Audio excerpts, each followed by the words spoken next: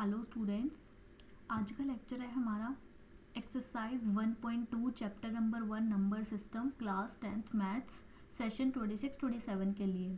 Exercise 1.1 हम complete कर चुके हैं। चैनल पर प्लेलिस्ट बनी हुई है, बहुत क्लियरली प्लेलिस्ट है, आपको पता चले जाएगा, आपको कोई भी कन्फ्यूजन नहीं होगी। प्लेलिस्ट देखने में क्लियरली मेंशन है प्लेलिस्ट, ठीक है, तो वहाँ से जाके आप अपना क्लियर कर सकते हैं। एक्सरसाइज 1.1 एंड इंट्रोडक्शन पार्ट आज की लेक्चर में हम एक्सरसाइज 1.2 करते हैं start.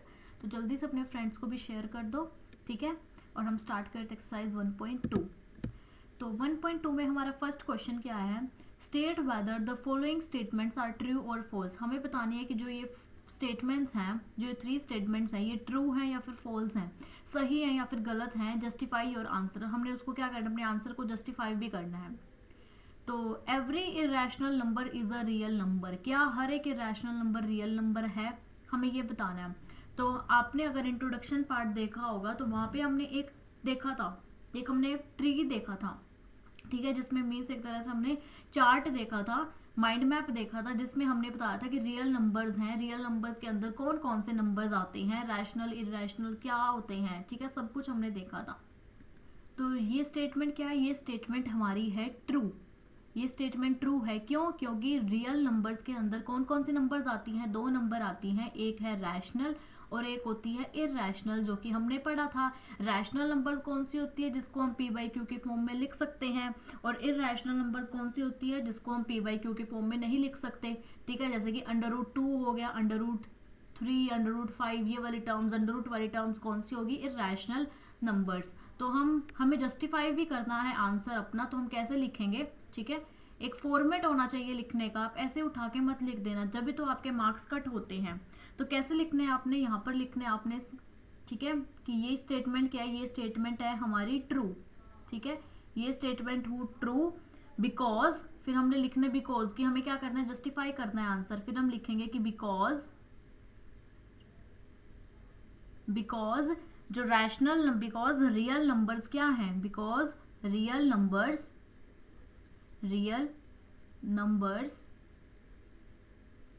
real number is the collection of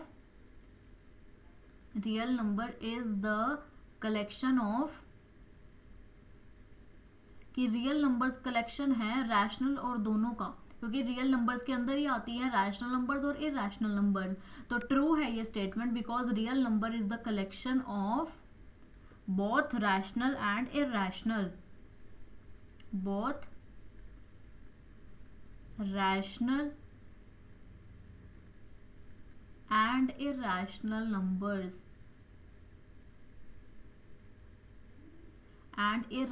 numbers तो ये हमारा आंसर हो गया, और हमने इसको क्या कर दिया, इसको हमने जस्टिफाई भी कर दिया, ठीक है। तो नेक्स्ट क्या है, every point on the number line is of the form m, sorry यहाँ पर आएगा √m, ठीक है, √m where m is a natural number, हमें ये बताना है, ठीक है, कि every point on the number line is of the form √m और where m is a natural number.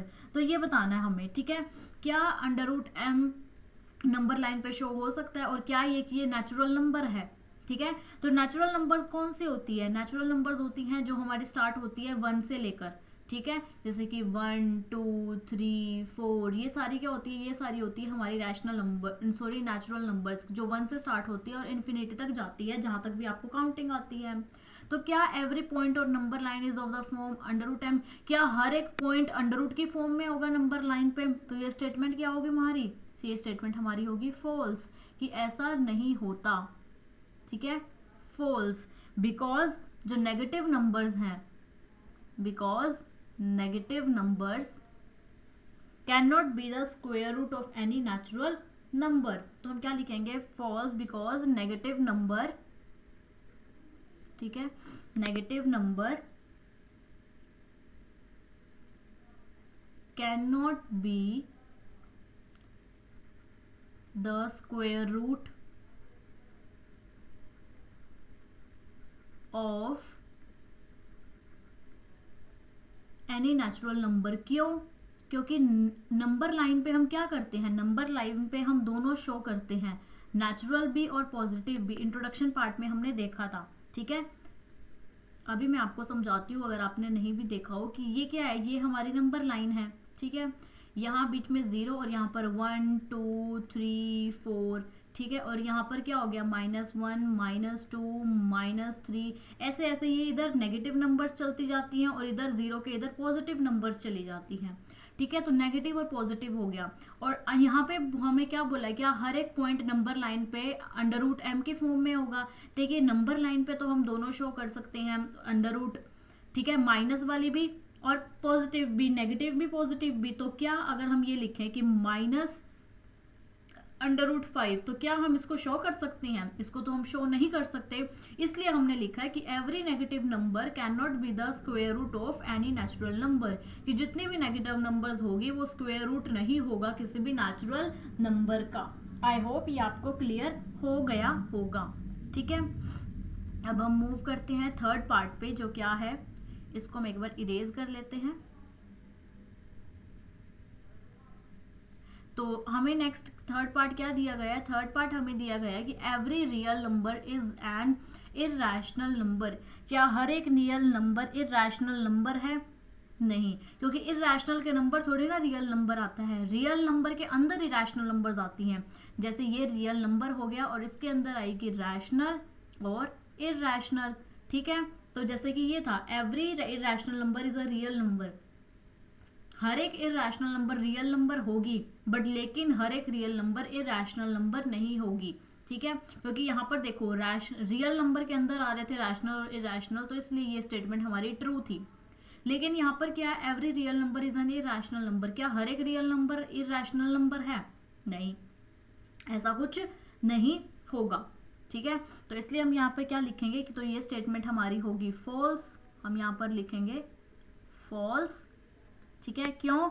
Because, फिर हम लिखेंगे कि बिकॉज रियल नंबर जो रियल नंबर्स हैं can be rational also, because real number can be rational also, real number can be rational also and real number is the collection of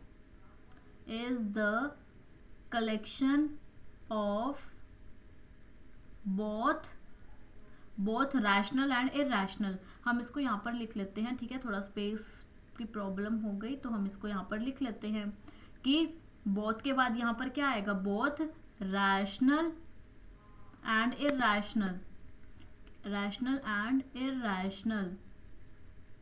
कि real number दोनों का collection है, rational का भी और irrational का भी। तो आई होप एक्सरसाइज 1.2 का क्वेश्चन नंबर 1 आपको क्लियर हो गया होगा विद रीजंस। जस्टिफाई भी करना था तो जस्टिफाई करके भी आपको क्लियर हो गया होगा कि क्यों ये ट्रू है या फिर ये स्टेटमेंट फॉल्स है। मूव करते हैं हम क्वेश्चन नंबर 2 पे, ठीक है, जो कि है are the square roots of all positive integers irrational, if not give an example of the square root of a number that is a rational number. हमें ये बताना है कि क्या are the square roots of all positive number, positive numbers क्या होगी, जैसे कि 2 हो गया, 3 4, ये सारी क्या है, ये सारी पॉजिटिव नंबर्स हैं, क्या इनका स्क्वायर रूट इरैशनल होगा? होगा? If not give an example of the square root of a number that is a rational number. तो हमें अगर नहीं है तो हमें एग्जाम्पल देने हैं। अब देखो √2 हो गया, √3, √4, तो ये क्या होगी हमारी 2 3 4 हमारी क्या होगी, पॉजिटिव नंबर होगी। और इरैशनल कौन सी होती है, रैशनल होगी p/q की फॉर्म में, इरैशनल होगी जो p/q की फॉर्म में नहीं होती, उसको अंडर वाली जितने भी टर्म्स होंगी वो सारी क्या होंगी, इरैशनल, ठीक है। तो अब देखो यहाँ पर √2 हो गया, √3, √4, √5, ये हमारी चलती जाएंगी। तो √2 इसको हम ओपन नहीं कर सकते, तो ये √2 हो गया, ये √3, तो लेकिन इसको तो हम कर सकते हैं, इसको तो हम √4 है, इसको तो हम 2 लिख सकते हैं, क्योंकि 2 2 का क्या होता है 4, तो इसका तो स्क्वायर रूट आ गया 2। तो यही तो हमें यहाँ पे बताना था, ठीक है, यही हमें यहाँ पर बताना था कि ये आएगा यहाँ पे स्क्वायर रूट, ठीक है, कि if not give an example of the square root of a number that is a rational number. हमें ये बताना है कि किसका स्क्वायर रूट एक रैशनल नंबर हो सकता है, जैसे कि √4। तो इसको हम जस्टिफाई करेंगे। अब हमें समझ तो आ गया, अब इसको हमें क्या करना है, इसको हमें जस्टिफाई करना है कि कैसे। ठीक है, इसको पूरे आंसर के फॉर्मेट में अब हम देखते हैं। ठीक है, ये मैंने आपको एक फॉर्मली समझा दिया कि क्यों ऐसे हो सकता है, क्यों नहीं हो सकता रैशनल और इरैशनल में। अब हम इसको अपना आंसर जस्टिफाई करके लिखते हैं। ठीक है, तो सबसे पहले हम लिखेंगे कि the square root of all positive integers are not irrational. जो हमें फर्स्ट ये स्टेटमेंट बोली है, तो हम यहाँ पर लिखेंगे ये हमारा सॉल्यूशन कि the square root of square root हर एक पॉजिटिव नंबर्स का, the square root of all positive numbers, positive integers, ठीक है, कि जितने भी इंटीजर्स हैं आर नॉट इरैशनल, वो इरैशनल नहीं होंगे। ठीक है, वो इरैशनल क्या होंगे, वो इरैशनल नहीं होंगे। अब क्यों इरैशनल नहीं होंगे, ठीक है, जैसे हम यहाँ पर फिर लिखेंगे एग्जाम्पल, जैसे कि √1 हो गया, √1, तो इसको ओपन करके क्या आएगा, इसको ओपन करके 1 आएगा। √4 हो गया, इसको ओपन करके क्या आएगा, 2 आएगा। ठीक है, √9 हो गया, तो इसको ओपन करके क्या आएगा, 3 आ गया। ठीक है, 16 हो गया, √16, तो इसको ओपन करके क्या आएगा, 4 आएगा। √25 हो गया, तो इसको ओपन करके क्या आएगा, 5 आ गया।